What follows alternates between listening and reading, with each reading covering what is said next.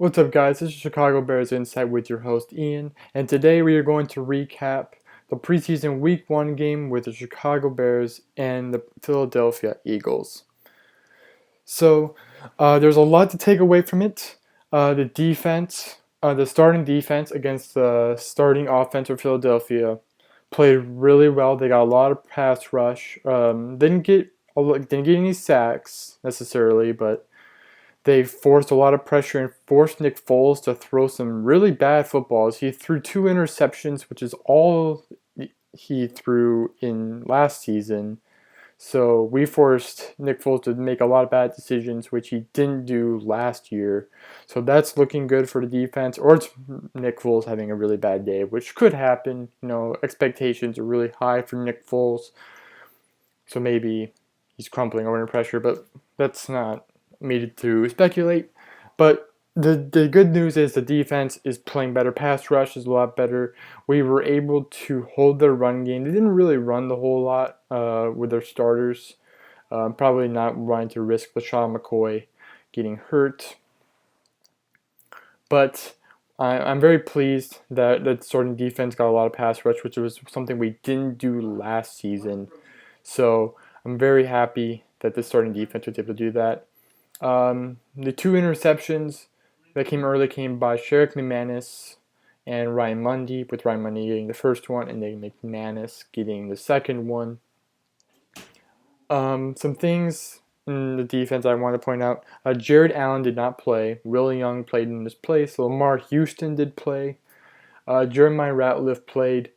And Stephen Paya played as starters this week. And Ratliff forced a lot of pressure. He, I think, was the main problem for Nick Foles and why he threw the 2 interceptions before, because it was Ratliff providing a lot of pressure. Lamar Houston looked really well. He was providing a lot of pressure. And Willie Young was looking especially disruptive. He and Jeremiah Ratliff were very impressive, and I was really impressed with Willie Young and Jeremiah Ratliff in particular. Stephen Paya, I know, coming off an injury last year, he looked better. I think he can get better, but didn't really see a whole lot that I was impressed with the 2 rookie defensive linemen, Ego Ferguson and Will Sutton.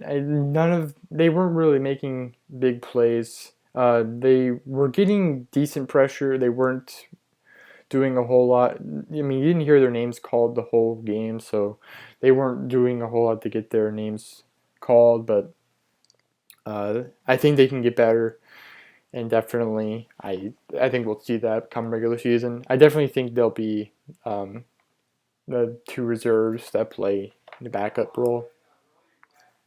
Kyle Fuller got some tackles. He didn't get an interception. The defense as a whole got 3 interceptions, with Al Lewis Jean getting the third one against Matt Barkley later in the game when the reserves and backups were coming in the game. But Kyle Fuller had a few tackles. He didn't play the whole game. He did. He was pretty impressive. He didn't get beat at all. He stayed with his man for the most part. He played very impressively. He didn't get any big stats, big flashy plays, but he played very solid.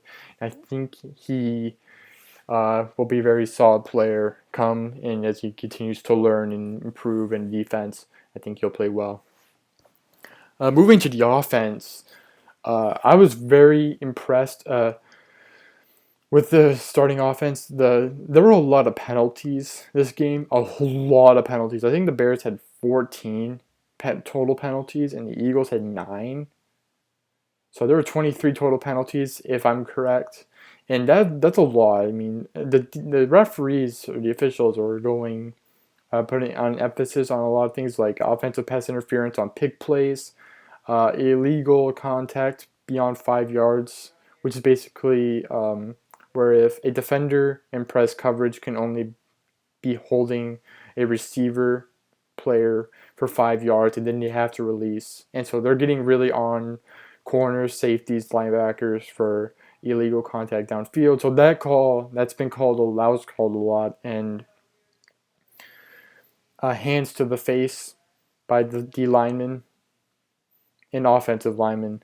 So There were a lot of flags, which, I mean, in regular season play, come that time, I don't think there will be nearly as many. I think this is a thing that will be worked out by the regular season. But definitely seeing a lot of penalties was not very good, and I'm not concerned at all. I think that will be all cleared up by come regular season. I think there's just an emphasis on it this week or this preseason, just to make sure the regular season is cleaner and that everyone's fine and not causing as many come that time. But getting back to the offense, Jay Cutler was very good.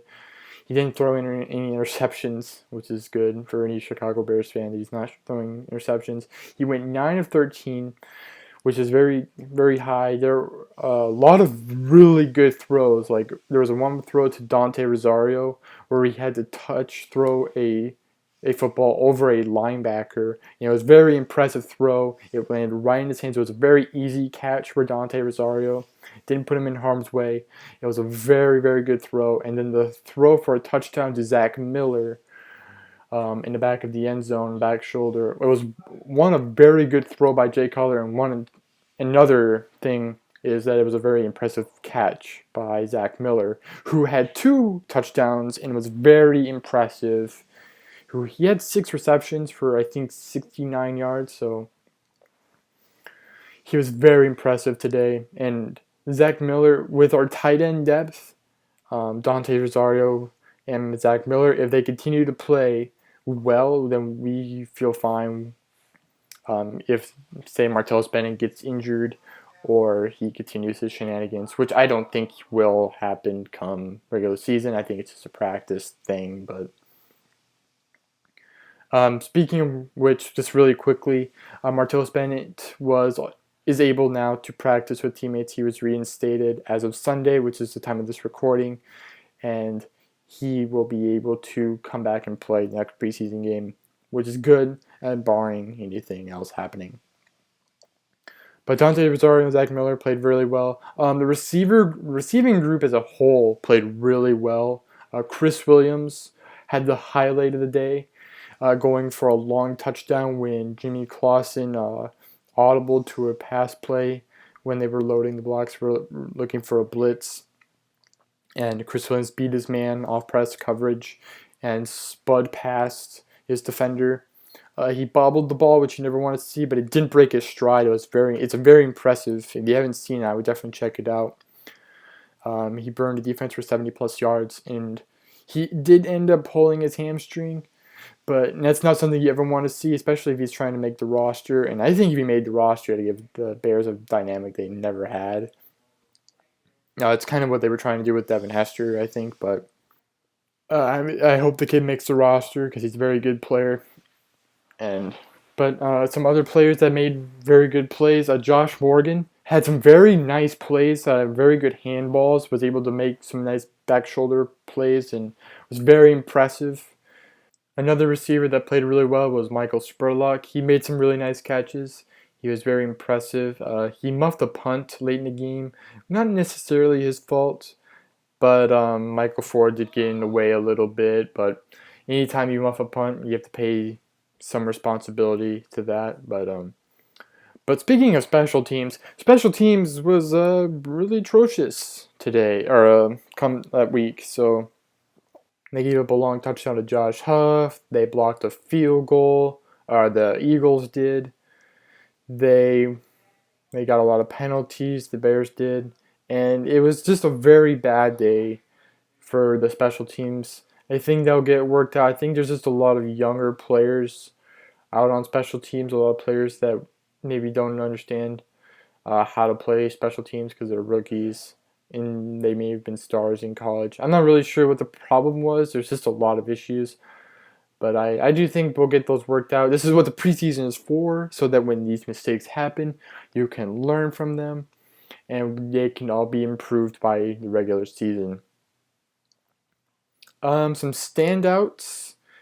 Like I mentioned before, I thought Michael Spurlock was a standout this game. I think he played really well. He made some very difficult catches. Other than the muffed punt, I don't really think there was a lot of issues with him. The receiving group as a whole, like I've mentioned, played very solid. There weren't any bad drops. at all. I think the group that struggled the most was the running backs, and that was because of the reserve offensive line. Um, with reserves being in, the running game is going to be very difficult because it's going to be hard to make holes for running backs. So you can't really read into things like a low carry percentage or a low rush percentage, and you can't judge anything based off that because of the reserve offensive line. I think if guys like Adeem Carey or Sean Drawn were able to get with the starters more, which I think will happen because I don't think they're going to allow Matt Forte to have a bunch of carries. He had -3 yards, I think, off 4 carries, so that's never good. So I don't think they'll give Matt Forte a lot of opportunities to carry the football from now on in the preseason. So I think guys like Adeem Carey and Sean Drawn and Sonoris Perry and Michael Ford will get opportunities to carry the football with the starting offense. I think Sean Drawn will get the first opportunity. Adeem Carey, I would doubt Michael Ford or Sonoris Perry would get the opportunity to be with the starters, but you never know. Um, so excuse me. Um, Guys like Carson Palmer and Jimmy Clausen, David Fields, they all played well. They all had their mistakes. Carson Palmer was too indecisive a lot of the times. These are quarterbacks. Carson Palmer was very indecisive. I think he was one of the only quarterbacks to get sacked. I think he actually was the only quarterback to be sacked. He almost fumbled in the red zone too. It was called back due to the tuck rule. Where his arm was going forward with the football, and they called it back. It was ruled a fumble, then brought back to the tuck rule. Jimmy Clausen was by far the best backup quarterback to play. He had the long touchdown to Chris Williams, and had another touchdown to Michael Spurlock for 22 yards. He played very well. He made a lot of quick decisions. He was able to go through his reads very progressively, and he was very impressive. I think he'll get his opportunity now to play with the number twos, and he is, I think after last week, in the lead now of Carson Palmer. It's too early to say anything. It's one game. If over the course of the preseason, this is a consistent thing with Jimmy playing really well, then I would definitely think Jimmy Clausen will play the number two. Um, it's one of the two is going to make the roster because David Fales. I highly doubt they keep 4 quarterbacks on the roster unless David Fales goes to the practice squad, which I highly doubt they would do with a draft pick. Then I do think it's between Palmer and Clausen to determine who's going to get that roster spot, and the other one gets cut. It's that simple. There weren't really any bad players. The linebackers, for the most part, struggled the most. Shane McClellan looked at a fish out of water in coverage situations a lot. There was a situation in the first half where the linebackers allowed the tight ends to basically run free.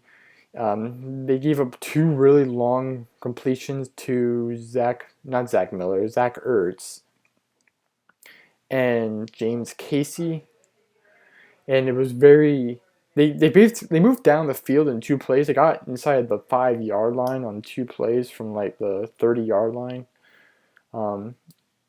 So it was really bad how the linebackers weren't able to stay in coverage really consistently. I think they'll get better, but that is definitely a concern, especially with Shane McClellan, who's trying to make himself not a wasted draft pick, essentially. They moved him to linebacker from defensive end. The Bears are hoping that he can excel better at a strong side linebacker than he did at defensive end. So I hope he plays well because we need the guys to play well. Kasim Green, I think, is a candidate to play that position if he continues to struggle. And I do like Kasim Green. He's got a knack for the football. He forced the Bears' 4th turnover with a forced fumble and fumble recovery. So that play is going to help his cause. But the linebackers in general definitely struggled throughout the game, and I think that come in the future, they'll get better. DJ Williams is the starter in the middle, so John Bostic can continue to improve, even though he was out there for a period of time. So I wouldn't worry too much about Bostic's play. I think he'll get better. He's a very capable player, and he's, I think, supposed to play outside linebacker. I think at the weak side anyway. I just think he feels more comfortable in the middle, which is why he's still playing there. But I think come depth chart time, he'll be playing weak. But I wouldn't worry too much about Jonathan Bostic. But strong side linebacker is a little bit of an issue with only Kasim Green and McClellan really the front runners for that position. Safeties, they rotated a lot of safeties. Adrian Wilson was the only one that had really a big play, other than Ryan Mundy with the interception, of course, but he laid out.